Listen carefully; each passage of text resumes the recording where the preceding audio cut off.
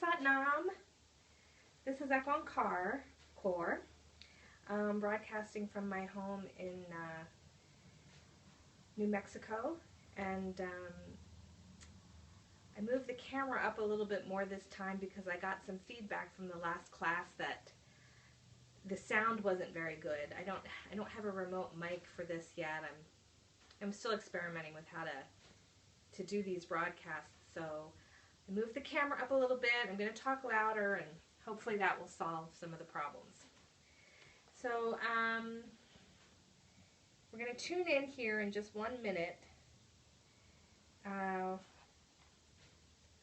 Welcome to our class tonight. The theme of the class is Kindness Comes First. And this is our simple, easy Kundalini Yoga to deal with the stress and madness of the times. And when you look at what's happening in the news and in politics, kindness is always a good thing to be talking about. So, here we go.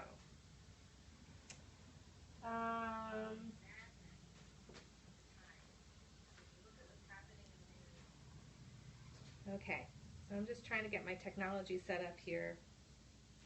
Anyway, all right, so, I'm kind of feeling a little bit relaxed tonight. I'm dressed a little more casual.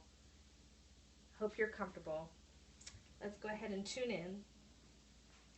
So in Kundalini Yoga, we begin any class with the mantra Om Namo, Gurudev Namo, and Om means that great creative consciousness, Namo means I bow to. Gurudev is the transparent wisdom of the teacher, of the Guru that moves through everything. And Namo means I bow to. So I bow to that great creative consciousness that gave rise to all of this creation, and I bow to that invisible teacher that moves through everything. And if you haven't done this before, just follow along as best you can. If not, please tune in with me and inhale deeply.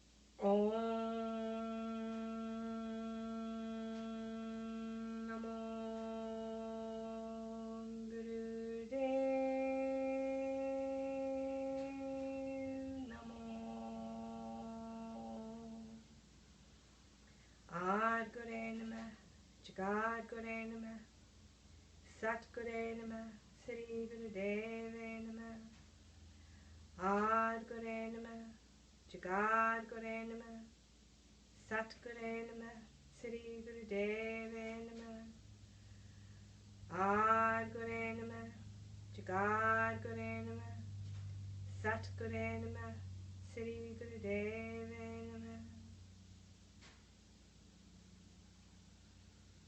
And relax. Okay. All right, well, thanks for whoever's out there who's joined. So today we're going to just talk a little bit about the notion of kindness, and then I'm going to teach you a simple 11-minute meditation to help you cultivate kindness in your own life.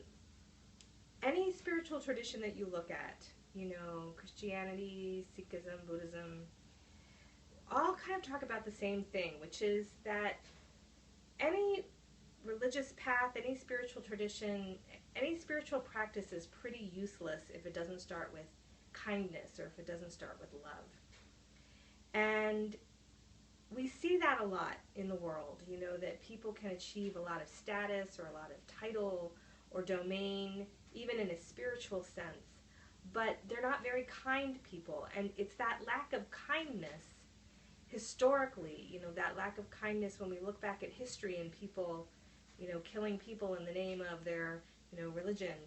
It's it's so obviously hypocritical because, the path to the divine is a path of love, and it's a path of kindness, and that's kind of the beginning and the middle and the end, that you start off with kindness, and you can progress and develop all kinds of abilities. You can learn how to still your mind, go into deep states of concentration. You can learn how to, heal yourself or heal other people. You can rewrite your karmas. You can release your stress. You can do all kinds of things, grow your presence and your radiance, grow your ability to serve. But if kindness is missing, then it's not dharma. And there's a beautiful line in Japji where Guru Nanak talks about this. And what he's saying is that, the whole world, the whole universe rests on dharma, which is kind of this study of how to be conscious, be aware, live in a higher vibration. And that is the son that's born out of compassion. So compassion or kindness is the mother, actually, and dharma is the son. So any spiritual path comes out of the experience of kindness and compassion. And any spiritual practice begins with kindness and compassion. And any spiritual road manifests through kindness and compassion. And it's the love and the kindness and the compassion that ultimately proves, the spiritual touch of a person, not what their title is or how much money they've got or how many people respect them or come in, to their dinner table. It's about how kind that person is. So what is kindness? Like, we're going to talk about kindness comes first. What is kindness? And who are you supposed to be kind to? Kindness is, in my experience, kindness is just a sensitivity of relaxation and warmth and awareness of the other person or awareness of yourself. So, the place we want to start with being kind is with ourselves. We can beat ourselves up a lot. We can judge ourselves a lot. I mean, I've got a little critic in my mind that keeps a running tally of, you did this wrong, you said that wrong, you did this, that hurt that person, blah, blah, blah. It's easy to kind of beat ourselves up for all the things the mistakes we make. But kindness comes from like a genuine understanding that, life is just an experience, and we're all just here on a journey. And everyone is on their own journey, and they're learning whatever they're here to learn. And however they have to learn that lesson, really, no one's got the right to judge. No one has the right to interfere. And kindness is about just keeping the view of love in mind, no matter what. It's about being able to continue to look through things with the lens of love, with the lens of connection, with the lens of affection, with the lens of compassion and warmth. And it doesn't mean that you don't have the right to defend yourself. Of course you do if somebody hurts you. But even on the battlefield, it's one of my favorite things about the Sikh masters. Even on the battlefield, the Sikhs practiced kindness. And that's what set them apart from, the other warriors of their day. And I have a great story about that, actually, with the Sir Singh Sab Yogi Bhajan. We were sitting together one day, and I was, kind of dressed all in my formal bana, and I had my kirpan, which is a knife, a weapon, on. And he was, confronting me about something I had done, and I thought I was being a good warrior, and, and I didn't understand what I was doing wrong. And so he looked at me, and I looked at him, and finally I just said to him, I said, what does it mean to fight, right? Because, if we're supposed to defend ourselves, or we're supposed to be warriors of truth, what does it mean to fight? What does it mean to fight?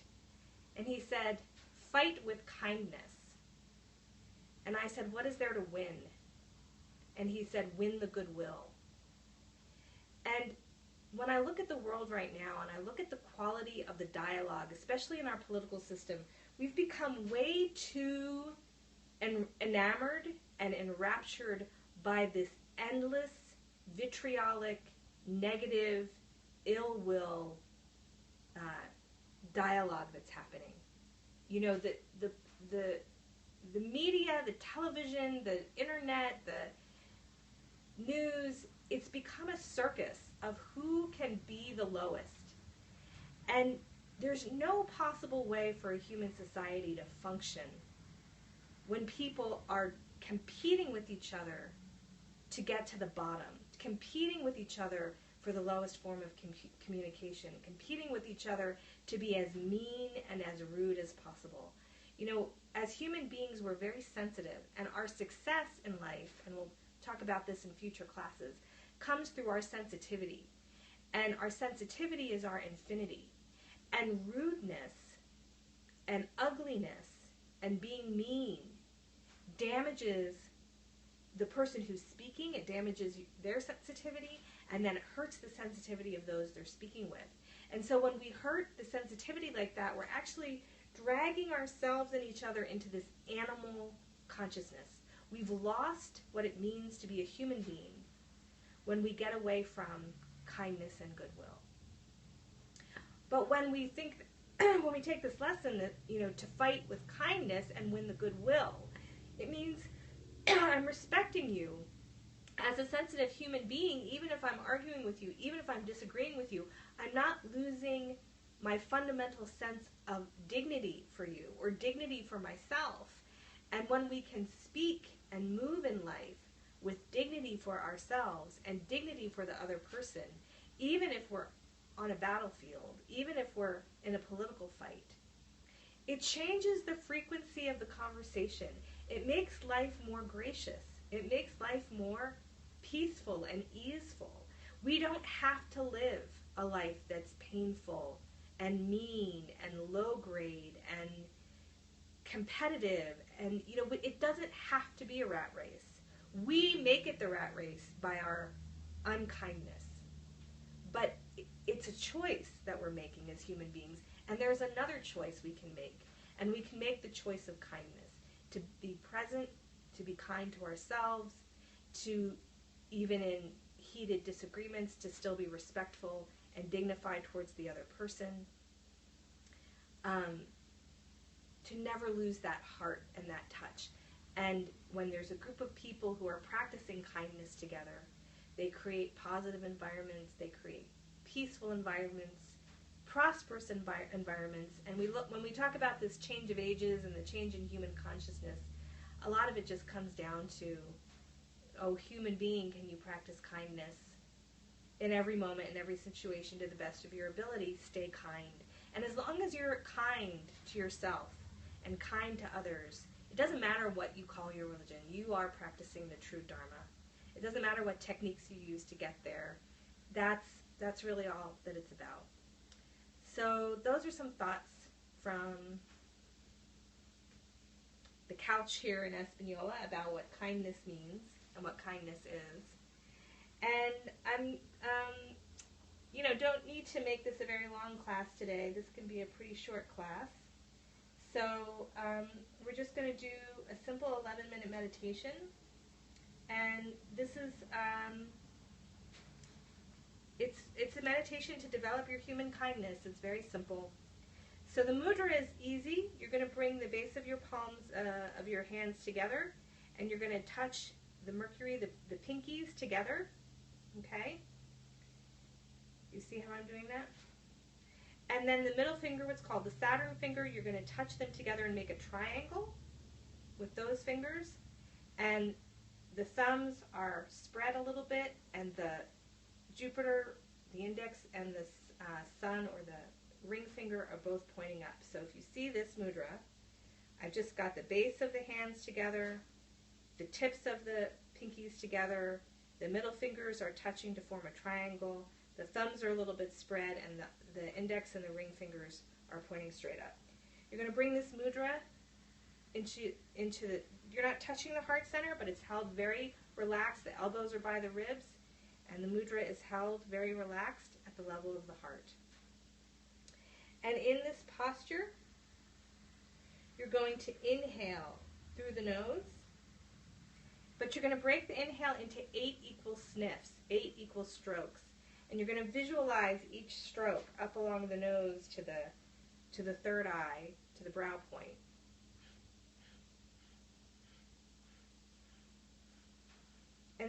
you're going to exhale through puckered lips as a whistle. Not that I have a very good whistle tonight, but I'm sure your whistle will be fine. And then inhale in 8 strokes.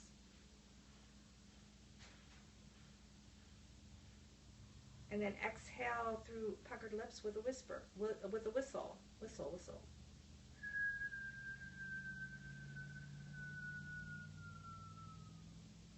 Okay, and we're going to continue that. Your eyes can be closed or a tenth open. Focus at the tip of the nose, whatever you prefer. And I'm going to go ahead and set our timer for 11 minutes. And we're going to start and begin. Okay?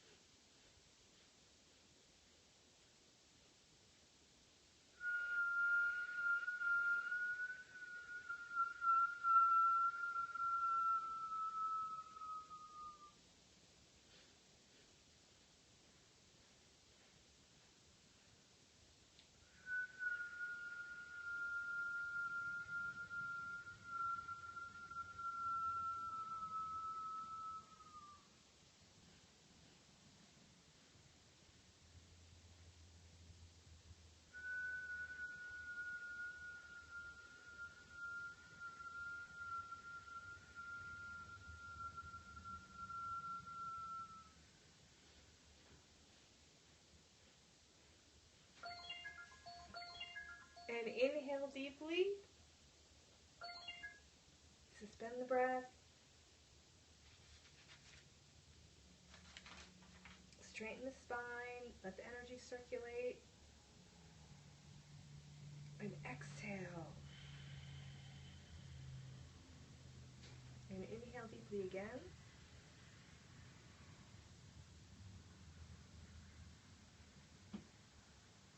Straighten the spine.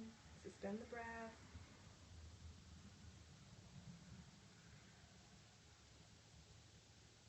And exhale.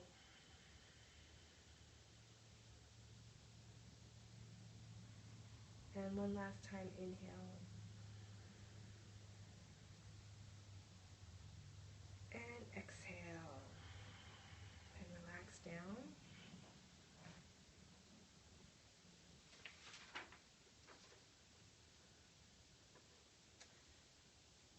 Alright, so I'll read you some of the notes from this Kriya. You must have sufficient practice of this Kriya before you attempt to do it for more than 11 minutes. After 1 week of practice, you can add 1 minute to your practice. Thereafter, each week you can add 1 more minute up to a total time of 31 minutes. Under no other circumstances may you do this Kriya for more than 11 minutes. So it's a really, really powerful Kriya. 11 minutes is a good place to start. You can even start with 3. This Kriya is called Bandhu Daya Kriya, and Bandhu means brother or comrade, and Daya means kindness. So it's about developing kindness for your fellow brothers and sisters, for other people in the world. This is what Yogi Bhajan said about it. This most ancient Kriya is a total energy. The magnetic field is totally interlocked into the psyche of the self.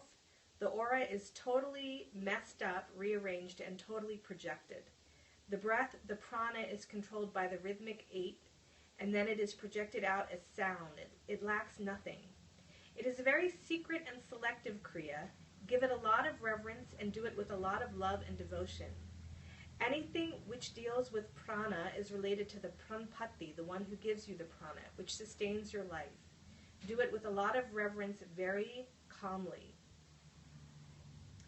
It makes a person beyond excellent. It expands you in time and space, and everything in ordinary life may start to look little to you. It gives one the capacity to rise above time and space. So in some ways, when we're talking about kindness, we are talking about the ability to rise above time and space. You know, when we get into anger and reaction and hatred and negativity, it's because we're reacting to something that's been done to us, or something that we feel a victim of. You know, there's nobody on the planet who doesn't give pain unless they feel like they've gotten pain first. And that's the play of time and space. That's the play of action and reaction. But moving beyond time and space, not getting caught in reaction, not getting caught in the moment, is what gives you the ability to become kind. When you can take a vaster view, when you can see the complexity behind a situation, where you're not just reacting to your own pain, but you're seeing the totality of the situation, and you can come from compassion and love instead. And this very simple Kriya that Kundalini Yoga Master Yogi Bhajan taught in 1975, seems so long ago now, right? Whoops. This is a Kriya for you to practice, and I hope it's helpful for you. I just realized I left my guitar stage right, so give me 1 second.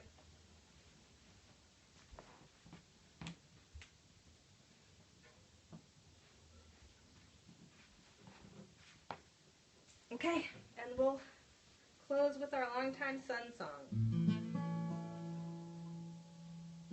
May the long-time sun shine upon you. All love surround you, and the pure light within you guide your way on. May the long time sun shine upon you.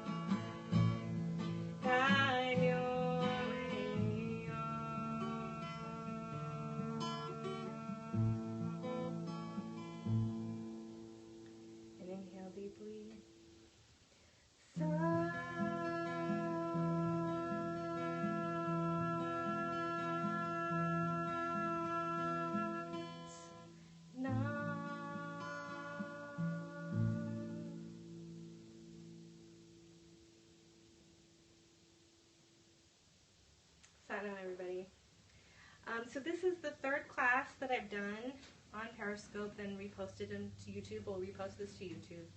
In Kundalini Yoga, it's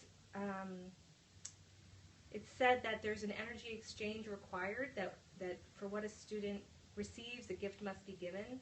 I'm not trying to charge for these classes, but what I would like to offer is, if you've been watching these videos and they've been helping you at all, go to seeknet.com, which is where I work, and just make a donation to SeekNet, and just put in the comments that, you're, whatever, if you want to even do that. But if you want to offer some kind of energy exchange for these classes, if they've been helping you, please feel free to go to seeknet.com and make a donation.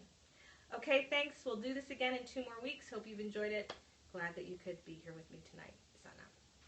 Now I'm going to turn off the camera.